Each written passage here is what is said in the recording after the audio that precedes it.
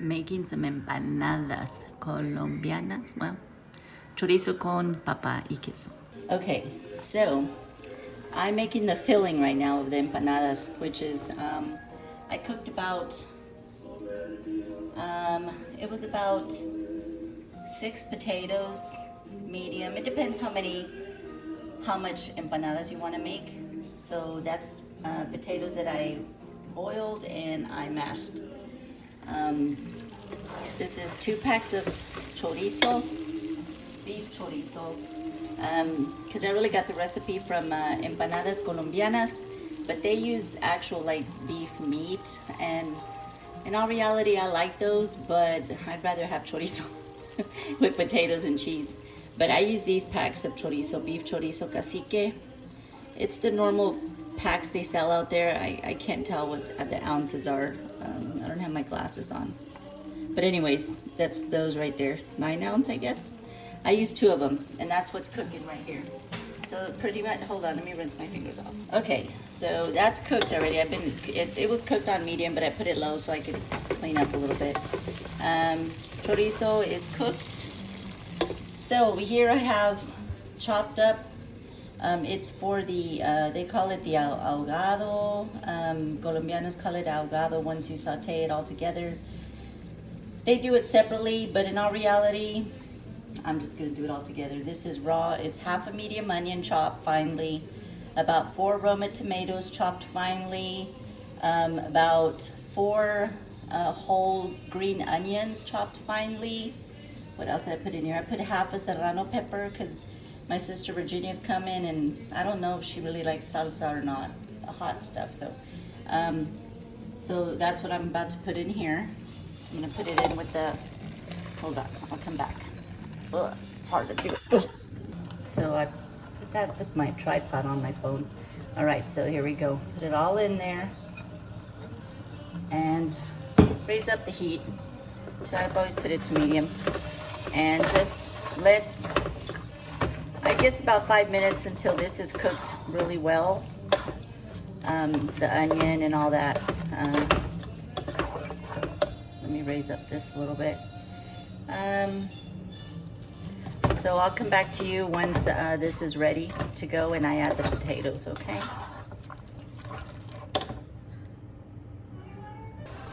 Okay, so it's cooked already. It's been about 8 minutes. I added a tablespoon of garlic powder, half a teaspoon of black pepper, ground, and 1 of these, North Suiza, just 1 little cube, and that was enough salt for it. I don't like to add too much salt to my food anyways. Now I'm gonna add the mashed potatoes little by little. Well, all of it, I guess. And just mix it all in together. And even if it's dry, it's okay because it's gonna be a filling for an empanada. And the way the Colombians do it is they cook some, like, it looked like more like a beef shoulder type of meat. And then they cooked it like in a, well, the recipes I seen, they boiled, some people boiled it, some people cooked it in the pressure cooker, and then they shredded it and cut it finely. Some people like it, you know, thick meat. Some people like really finely chopped where it's kind of like a mashed meat. And then you mix just like you do with the potatoes and the onion and the tomatoes. And there you go. Make sure that all the potatoes are mashed. All right, I'll be back. Okay, I haven't made empanadas in a long time, but okay, so we're gonna use a plastic. I don't have a tortilla smasher, so they say that to wet the plastic with a little bit of water with a little couple drips of oil, so it'll keep it from sticking. Okay, so it'll keep it from sticking to your hand. I don't even know, I'm trial and error here, okay, people? making it into a ball. It's kind of, oh, my thing's crooked. Let me fix it. Let me use my wrist. Okay, here we go. Okay, so supposed to wet your hand so it doesn't stick. Put it on there. Put that there. I'm gonna use this. What did I bring to smash it with? I guess I had something. I guess I'm gonna just. Here we go, people. Hey. Woo, came out good. Didn't stick. Oh no, shoot, I can't use my hand. Hold on, let me rinse my hand out. Can't use my hand because then I'm gonna get the mouth all weirded out. Get a spoon. Okay, so, oh shoot, I gotta get the cheese. Hold on.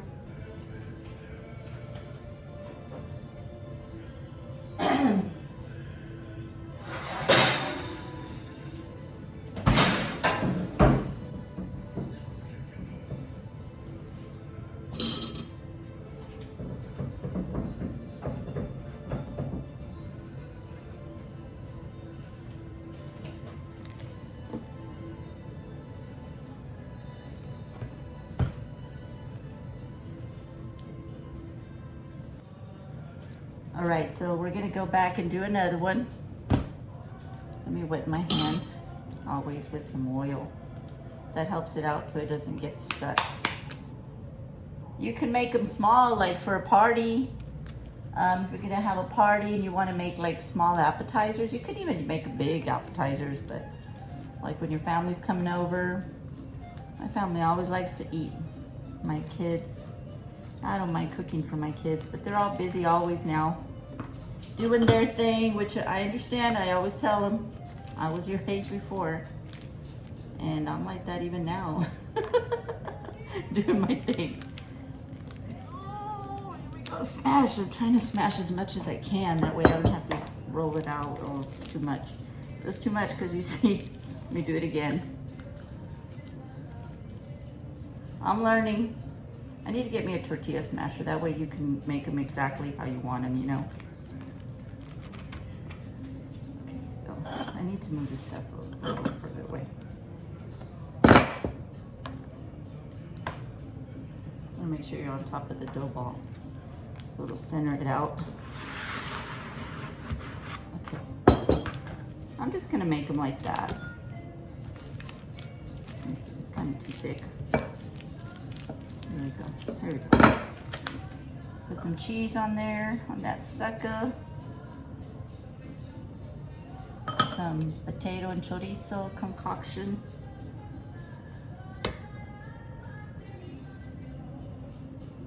Ooh, you're supposed to do it with this. Some people closed it with their hands instead of with this, but I found that it's easier with this.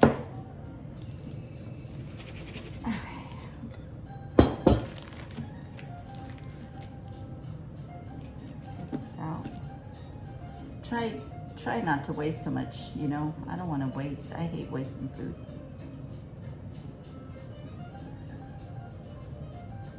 I go to work tomorrow or in the morning, so I'm gonna take some for work. Feed my sister when she gets here from Arlington. Here you go. All right. I'm gonna do a bunch of them and then come back to when I'm frying them.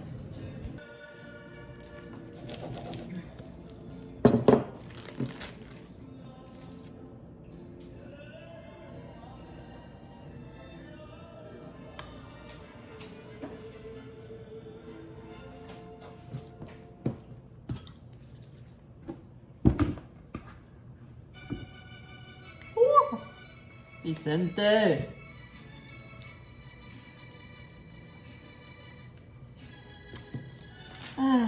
He had some interviews before he died, and he had mentioned that he had a lot of songs that we hadn't heard.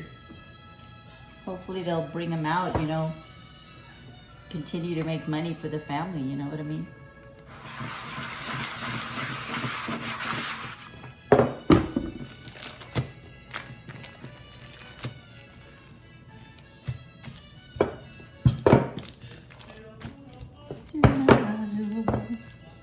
sing.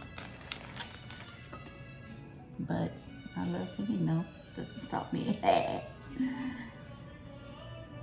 What are y'all doing tonight out there?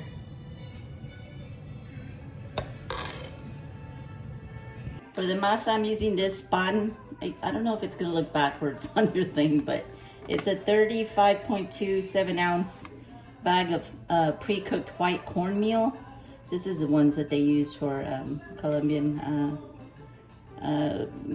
They use them for buñuelos, Colombian buñuelos, which is kind of sweet with cheese. And then I've made those before. And then the empanadas.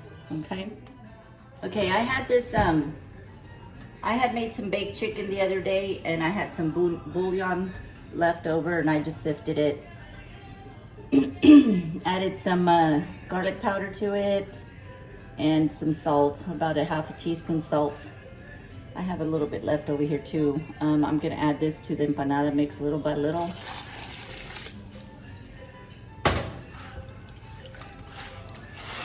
Yes, I wash my hands. I'm always rinsing my hands off for everything. I can't do anything without having to clean hands and clean kitchen.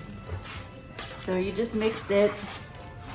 It might seem like a lot of water, but anybody who makes tortillas, or especially the cornmeal, it just sucks up the water.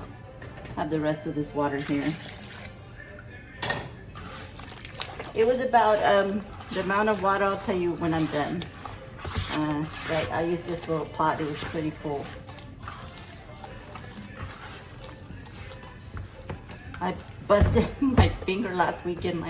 This finger right here, the knuckle. I was fixing something on my car seat, on the seat of the front passenger side, and it ricocheted back and hit my knuckle. It still hurts. It bled like a lot. Okay, seems like this is gonna, I think.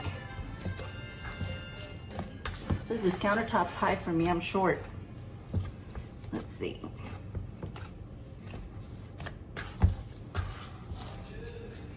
You don't want it to be soggy, but you don't want it to be too dry either, because you don't want it to break up when you're...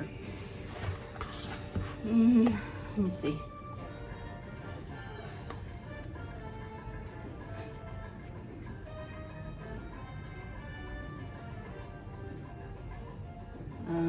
Might just add a little bit more.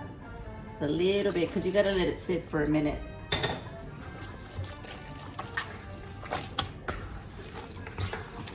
I'm a weakling. I've been trying to eat good all week, like vegetables and, you know, just good, clean, like nothing, no lunch meats, nothing like that, and breads, sodas.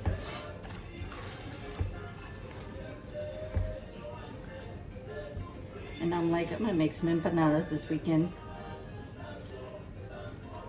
Yeah, I'm gonna use the rest of this. I'll come back whenever I'm done. Oh, it was this pot. This pot says 6 cups, and it was pretty much full to the brim. 6 cups of fluid, you know. The recipe called for water, and then just add salt, but everybody always, especially like when you make the tamales, we always add our spices to the masa because you don't want it to be bland. That's the worst. All right, I'll be back. Okay, I got everything together. I'm gonna put the empanadas together, okay? Don't mind the messy workstation. Let me wash my hands. Shoot. Okay, I think I'm gonna try to see if this is ready. Here we go.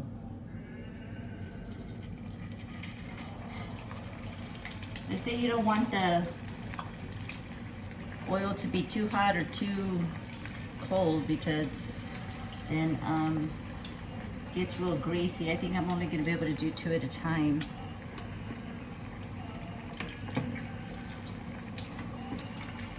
Make sure they don't get stuck on the bottom or stuck to each other. This is the first batch, so the first batch is not gonna come out so like golden. Anybody who fries things knows that. So I will come back. This is the first batch. It's been about 1.5 minutes, so I'm gonna flip it over. So far so good. There was another recipe that called, she said if you want the crust to be really crispy, add a couple of tablespoons of cornstarch. I didn't do that because I don't think I have any. I don't know, I didn't check, but I didn't do that. I was gonna try them without it. And if there's less ingredients, better for me, because I don't like to use too much ingredients, preservatives, especially stuff that's gonna make you bloated. You know what I mean? So, it didn't say how much time to let them cook, but I'm thinking, you know, 5 minutes. I mean, it looks like it's already done to me. So far, so good. No popping in my face. I got my glasses on, so my eyes are protected at least.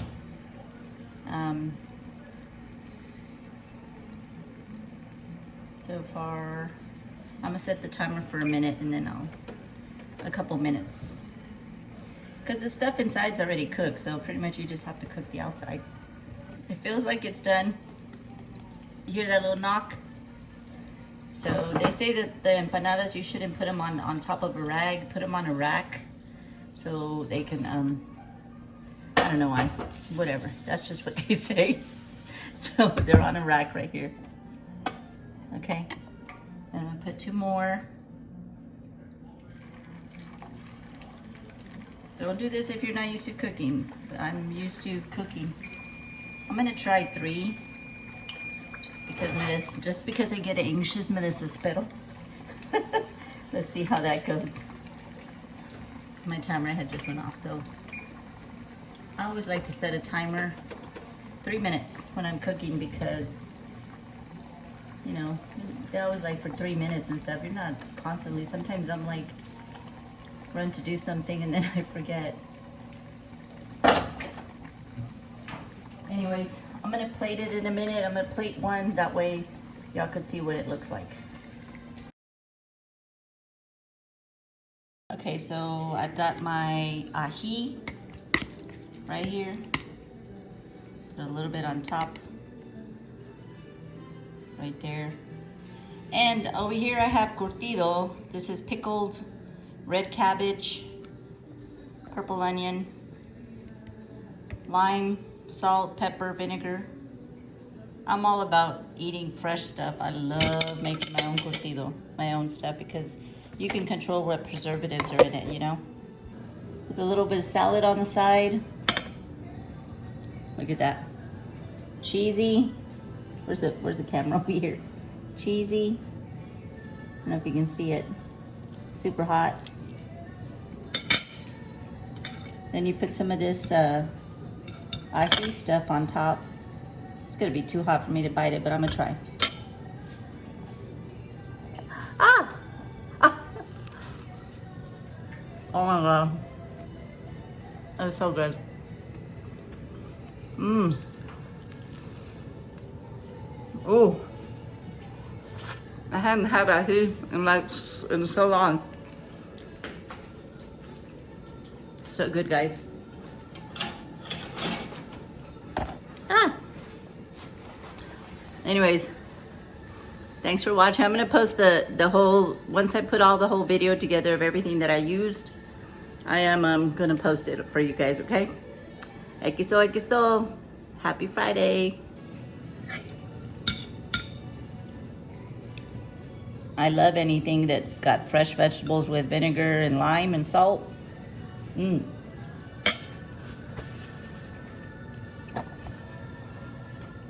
It's so good.